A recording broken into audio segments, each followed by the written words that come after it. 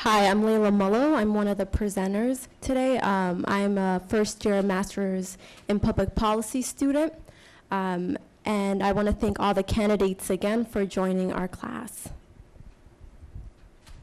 Hi, my name is Juan Jaimes. I am a second-year MPP student as well. My name is Megan Clarick, and I'm also a second-year MPP student. And I think we're going to start off by just allowing each of you to start up with just a 1-minute introduction. And tell us why you're running. Hello, thank you for inviting me.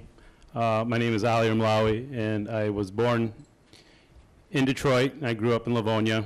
I moved to Ann Arbor about 20 years ago. I've been running Jerusalem Garden for about 25 years, a small business in downtown. I took my first stab at political office last year, running as an independent in the 5th Ward. This year, I'm running as a Democratic nominee in the primaries for the 5th Ward. I think Ann Arbor is an amazing place. That's why I chose to live here. That's why I chose to continue to be active in our community.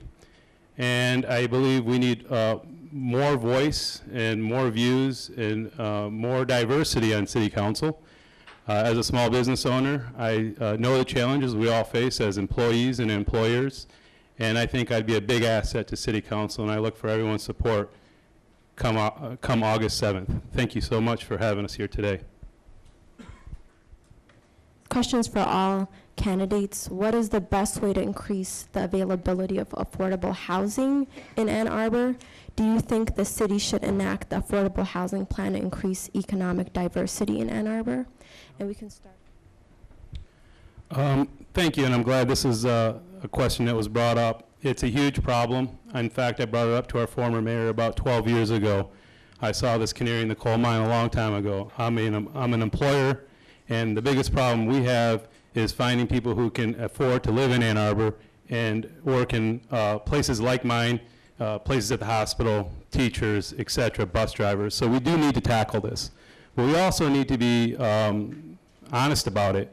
And this is a macro issue. And we need, eventually, we'll get there, leadership from the federal government, because our tax codes need to be changed, our federal lending regulations need to be changed. If we're going to be serious about this and tackle it, we have a lot of large, it needs to come from the state and the federal governments more than just the local municipalities. We do need to continue to fund our affordable housing fund. It used to be funded through some of the revenue coming from the DDA. Look at that again to find a constant revenue stream coming from something like that. But affordability is not just the cost of houses. The affordability is also your water rates. It's also increased millages. So there are other things at play that factor into affordability. So we've only been tackling this on the supply side of things, and we're not tackling this on many different levels. And that's why I think it's important for more people to be involved in city government, more backgrounds to be on council, so we can tackle this with creative solutions and not just coming at it with supply side answers. Thank you.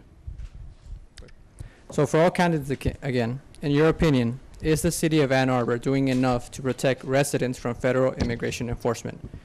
What changes would you propose? Do you believe that the city should join other municipalities and states to oppose the Trump administration's census question regarding citizenship status? Thank you, and again, another great question. You know, I'm proud to have been a member of this community, and for that reason alone is the diversity. Ann Arbor welcomed myself and my family over 2 decades ago. I grew up in Livonia, and I know firsthand what it feels like to be discriminated against. I'm a son of a refugee, and this is a very personal matter for me. That being said, there is nothing to fear but fear itself, and we need to resist as much as we can and still act in accordance with the law. I would not help with any type of enforcement with the federal government.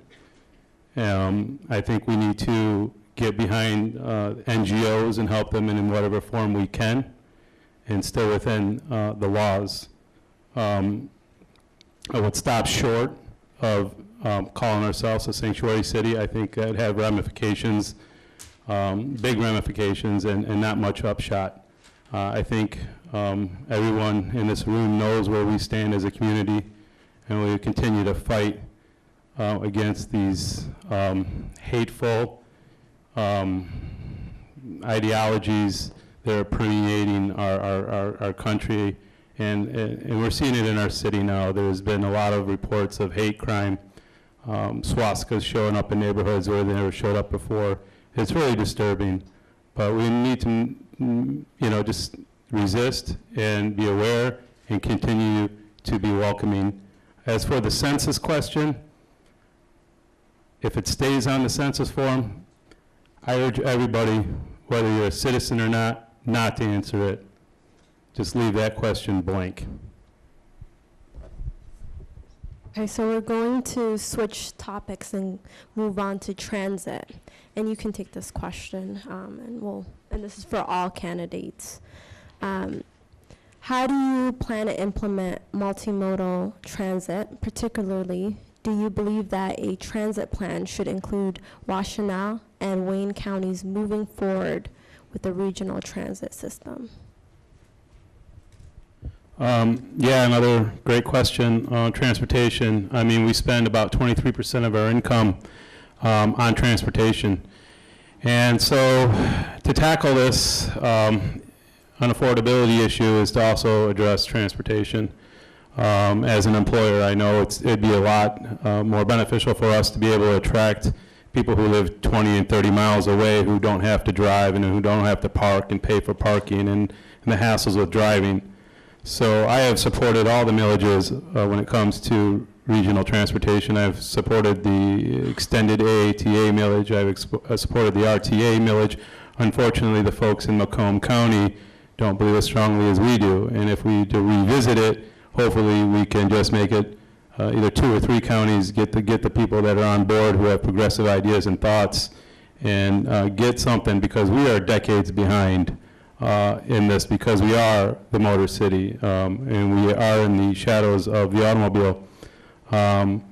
So it really needs to happen, and we need to find ways. Unfortunately, we don't have a federal government right now that thinks the way we think and puts the big bucks behind it, the ones that begin with a B, the billion, because this is not $1 million fix. This is $1 billion fix, and perhaps $1 trillion fix when you look at it throughout the country. We are growing. Thankfully, I don't have to commute to work. Every time I get on the freeway, it scares me. I mean, it's just every day you look and there's people dying on the freeways. And we need to get serious about it and try to do everything locally as we can and support the millages whenever they do come up, and try to, push it up the line through our state reps and get our state reps to get our national government behind it with the big dollars. So I'm going to ask a question that I have here and one from the audience. Together they seem to align. So what role have donations to your campaigns played in the development of your positions? And what are the city's specific goals for the Y lot if the city were to purchase it? Well, in terms of donations, I've only run one campaign, and I've never been on council to have those donations affect my decision making. I think it's unfair right now to be leveling that question at people who oppose the repurchase of the Y lot right now, because people have taken money from all sorts of people. And I think if we looked at all these votes and we looked at who voted and who paid and contributed, I think it's going to be really ugly, and I don't think it's good for our body to be slinging mud. I think we need to be kind of just look at the facts, look at the agreements that were signed, and proceed in accordance. So with that, the Y lot has been mired in controversy. I've been, at my old location, Jerusalem Garden, I saw it when we first opened up, and I saw it being torn down, and then I saw a bunch of plans and ideas, and I've seen it sold and bought and loaned, and it's just been a really unfortunate set of circumstances. I really think it needs to be involved. I think it needs to be put in part with a master plan. There's been people who have talked about having a master plan for the Y lot, the library, the YMCA. We've talked about affordable housing. There was actually people living there on low incomes back in 1987. They're not there today. It's been mothballed. It's been an eyesore.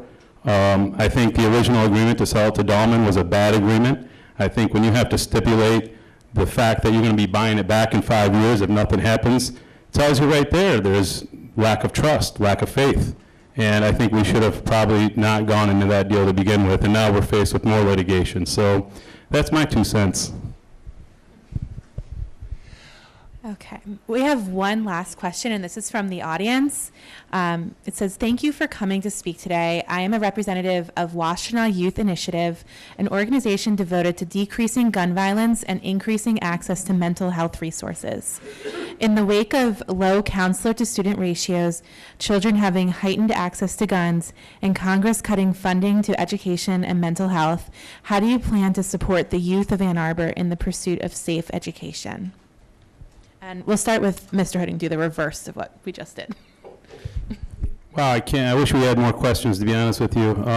This is what I like to think about and do. But the ugly thing is that we are a nation built on violence. I mean, I'm a patriot, but we have to be honest with ourselves. Like other members on this panel said, we are the most violent nation on earth when it comes to gun violence. It's an epidemic, and we need to be honest with it. And fortunately, we live in a bubble. Ann Arbor has the kind of values and morals that I align myself with, and I'm really proud to be a part of this panel. I'm really proud to be a part of this room talking about this. I think it's not even an answer, but part of the solution will lie in that rebate millage we get. Now, I supported it for the reasons for mental health. I do not support it for the 3 reasons that were given to do with whatever we feel like doing. That's going to be up to the future councils to do. It's an 8-year millage. Every year it will have to come up to council, and I think every year we need to decide what is the most pressing issue we have. And I think we need to fund mental health even more so, not just what the county will contribute. I think we should double down our efforts, and I think we should take that $2.5 million. If I had to decide myself today, I would do 2 things with it. I'd fix the roads, and I'd fund mental health. And I'd look at it every year to find out what our most challenging issues were and decide then. But I think to put it towards climate action right now, I think we have bigger needs. I mean, I know climate change is a huge issue, and I stand behind it. My business practices green practices. But I think with the money that we have, it's so little we have, we need to put it where we can have the biggest impact. And I think putting it towards mental health and protecting our kids, I'm really sad that kids today have to grow up in the conditions they have to grow up in. That just really breaks my heart.